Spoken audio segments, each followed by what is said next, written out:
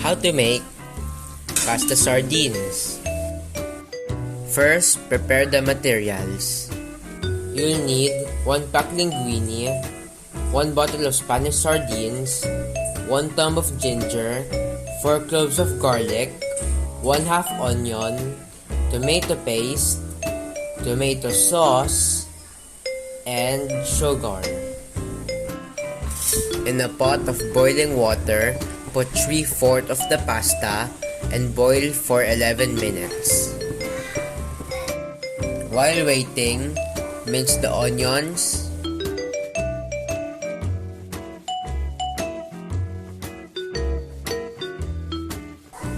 garlic, and ginger.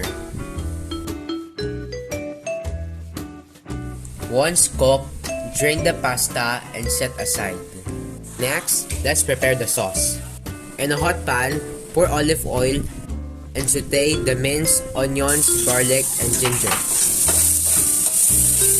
Put a dash of pepper and 1 tablespoon of soy sauce. Add 1 pack of tomato sauce, 1 tablespoon of tomato paste, and ½ tablespoon sugar. Add a splash of water.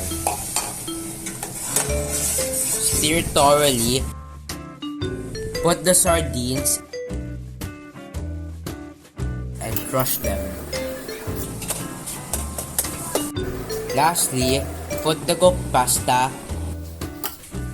and mix well. For garnish, chop a sprig of fresh dill and mix into the pasta.